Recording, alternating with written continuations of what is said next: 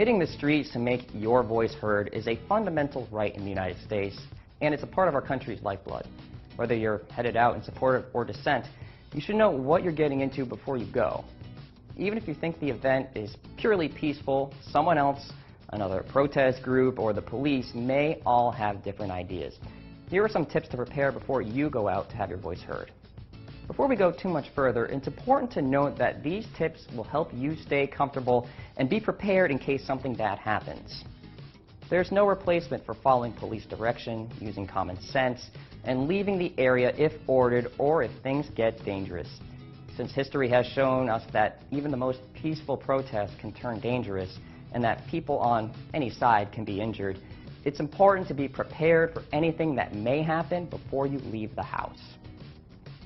If you're planning to go to a march or protest, it's important to research and know exactly what rights you do and don't have.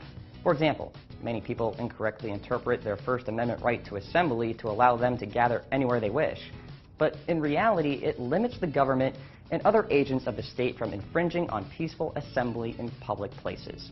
Unfortunately, it's very easy to inadvertently walk from a public place to a private one, or assume private property is public, and find yourself in trouble with the police. Do your homework and find out whether the organization running the protest has a history of non-violent protests, and find out whether they plan to gather in a public, safe place. Knowing how to deal with the police can help you deal with authorities on the scene in a professional and non-confrontational manner. Even though you may be within your rights, be aware that arguing that you have a right to stand on one side of the street when a half-dozen police officers want you to move to the other side is probably a losing and meaningless battle. Unless your goal is to get arrested, pick your words and your battles carefully. You may be better off complying with the police direction first and arguing your rights later. You're no good to your cause if you're injured or worse and can't continue protesting. You also need to be smart by knowing when it's okay to stay and, more importantly, understanding when it's time to leave. In the nation's capital, it's rare a day that goes by without a protest, march, or some other gathering for some cause in the city.